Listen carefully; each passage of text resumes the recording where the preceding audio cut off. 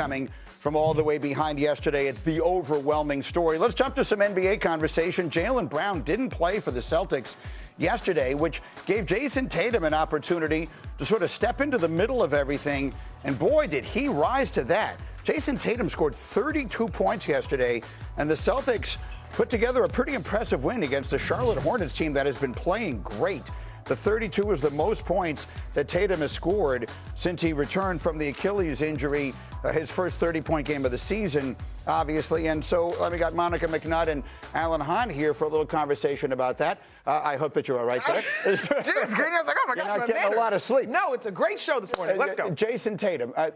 Interesting to see that when they need him to do that, he can do that. What does it mean as we project the Celtics going forward? Greeny, we sat on this desk when this idea was bouncing around in the atmosphere that he was returning, and we all agreed he wasn't going to come back to be a wallflower. And so it was, to me, just a matter of time until he truly found his stride. And this performance represents that. He was 5 of 10 from the three-point line, and that has been one thing that everybody has been talking about ad nauseum in terms of his productivity. It's like riding a bike for this dude. It's coming right back. That's exactly what it is. It's not just coming right back. It's back. Like you saw it. He scored or assisted on the first 15 points of the game. With no Jaylen Brown, he kind of slid back into the role of the 1A guy. And that probably was comfortable for him to not have to think about anything. And he was in attack mode. His first bucket of the game was he split defenders and had this dunk. That was a powerful dunk. He's doinked a few dunks, right? Because the legs aren't under you when you're coming back from something like this. But watch this, split the D, and look at the confidence off the foot and the finish. Hangs on it for a second for a good measure. But this tells you right there that he's confident enough to attack the rim against defenders and get at the rim and finish like he normally does. That was the first sign. And like I said, from there, 15 straight points that were scored. He scored or assisted on them. He was in full control. And by the end of the game, he loves playing in Charlotte anyway. He loves being in North Carolina, former Dookie. But this was more about him announcing to himself, I'm back. So he does it in a game that Brown doesn't play. They're going to get to the playoffs here in 2 weeks or whatever it is, 2.5 weeks. And now we're going to have the two of them together. What are you looking at me like that? Where are you going with this, Greeny? I mean, what does this mean? It means that these guys are a legitimate title contender. It has the chemistry's not going to be messed up by Jayson Tatum's return. No, there's not a big dog, little dog complex. This is Jaylen Brown tweeting this out. Right. Like, they take a ton of pride in what they have done. And having been in the building when the Knicks knocked them off last year, I'm sure they are only revenge-minded. I know now why you were looking at me. You thought I was going to ask you if it's a problem. Yeah. I'm the opposite side of that. I have been the entire time. No team has ever gotten worse by bringing Jayson Tatum onto it. I mean, the idea that was ever going to happen is ridiculous. Right. I'm going in the other direction completely. Who the hell beats them if those guys are both playing like that? Yeah, especially when you think about it. There's a revenge factor here, but there's also sort of a prove it thing. There's a Celtic culture thing that happened this year that in a league that is where a lot of teams are buying into and almost celebrating the gap year and to lose and to tank and all those things. The Celtics says, we don't do that. Joe Mazzulla told his team, this is what they think we're going to do. We're going to do the opposite. And Jaylen Brown bought into it. So that's why they played the way they played this year. They wanted to show you that that's not what we do here in Boston. And then when you add Tatum and he comes back, now they're looking around saying, not only we win 50 games, we're going to win this whole damn thing. And if you don't think they don't believe that they can, you're not paying attention. I'm surprised that our analytics still have them fourth in the East. I am with you. Right now, if I had to bet on one of those horses, that's the one that I would back. We got them morning long. It's one of those moments that you'll remember where you were watching it for the rest of your life. And here's the coach whose team pulled it off, Dan Hurley, who was headed to the Final Four for the third time in the last 4 years, who's good enough to join us here on Get Up this morning. Coach, we very much appreciate it. So it's one of those incredible emotional games. You've had 14 hours to reflect on it now. What are your thoughts on what your team was able to do yesterday? Oof. Just fried, really. I mean, just fried. Just such a battle just to kind of, claw our way back into the game. Obviously, Duke plays at an incredibly high level, in the first half. They've been a great team the whole year.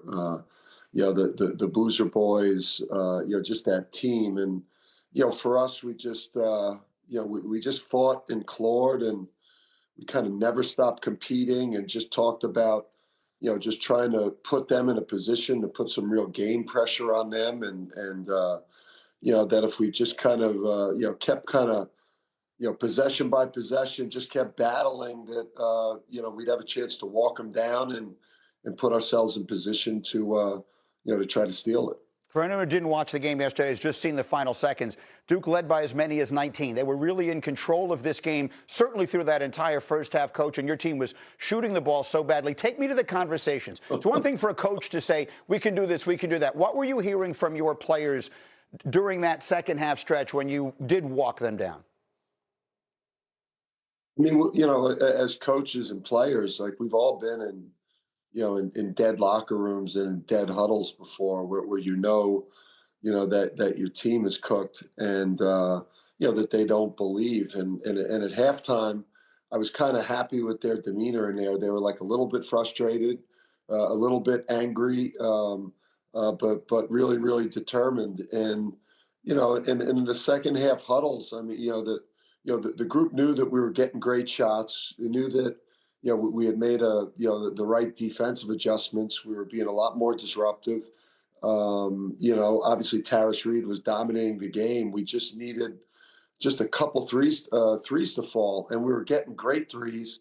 And it was just, in a way, it felt like it was a little bit of justice that, that we hit a much harder three than a bunch of the ones we were missing throughout the game.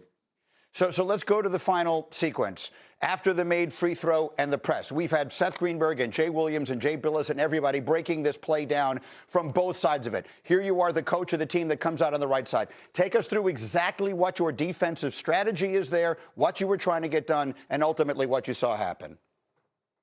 Yeah, I mean, we really, Mike, wanted to try to get, one really good trap. We actually should have rotated up more towards Sarr. On that first trap on the bigger boozer, but we were late rotating up, and we actually wanted to foul Sarr because Sarr, I think he was around a 60% free throw shooter. Big Pat, who was still on the court, is a really poor free throw shooter. So we wanted to foul one of those two guys. Once we didn't get there in time, and they threw it out of the second trap, we were in some trouble. And it was just a player making a play there with Silas Demery, just, making a winning play. And then, the poise of the champion and Alex Caravan not panicking and pitching it back to the bringer of rain, Braylon Mullins. And the Indiana boy brings us all on his shoulders back to his home state for the Final Four. A lot has been made about that this morning. Mullins has to make the shot, but Caravan making that pass. Seth Greenberg called it one of the most unselfish plays he has seen a player make in a very long time. Rather than having a chance to be the hero, he gave it up for a better shot. What did you see in that? Oof. I mean, just, the smartest, college basketball player that's ever played. I mean, the guy. The guy is just his mind for the game. The amount of problem solving, that he does on the court over the course of a game, that's just a guy that's always keeping his team organized. The level of communication, getting guys set with things we're running on offense, reminding people of details of scouting report, and just always making the right play. The guy's got one of the greatest minds for basketball of anyone that you'll ever coach, and probably be coaching UConn someday when his NBA career is over. Well, we've had guys on this panel all morning long that are starting to put you in historical context. You're going to your third Final Four in 4 seasons. You'll have a chance to win a third championship in 4 seasons. We all understand how incredibly rare that is. So when you hear people, credible people whose opinions matter, say Dan Hurley is now in the conversation with the great coaches of all time, what's your reaction? It's it's definitely flattering. Not bad for a guy that was a high school coach not too long ago, and was kind of coached at all levels of this game, like the coaches used to do it. And in the old days, coaching high school, coaching low Division I, coaching mid-major, and then getting your shot at a place like UConn. So It's flattering, and I feel like a lot of that I'm gonna coach as long and as hard as I can, and I start thinking about those things at the end of my career when you start trying to add up your accomplishments and when it's all said and done. But right now I think our program and our team, we show up with the confidence of a program that's championship caliber, but we also we show up nightly with the desperation of people that feel like they haven't won anything with that chip on their shoulder, because it's always UConn versus the world. And so now you get your chance to catch your breath. I'm not sure if you even needed a plane to fly back from D.C. to Stores yesterday, and you have a little time before you go to Indianapolis. You play an Illinois team. I tell you what, the people in Vegas may have done you a favor as a coach, because they actually have you as a slim underdog in this game against Illinois. What is your message to your guys getting set to go to the Final Four? Yeah, I think we all earned the day off relative to like on-court activity. So we'll get together and and meet as a group and lay out the week. It's an exciting week. It's a team that we've faced two of the four teams that are playing in the Final Four. We haven't played Michigan, but we've played Arizona, and obviously we've played Illinois. We lost that close game to Arizona at home without Reed and without Braylon Mullins, and then we faced Illinois at the Garden in December. So obviously teams change over the year, but we're certainly confident in our level relative to the other participants in the Final Four, and obviously we want to enjoy this week. It's what you work so hard for, but we're going out there in pursuit of our 7th championship.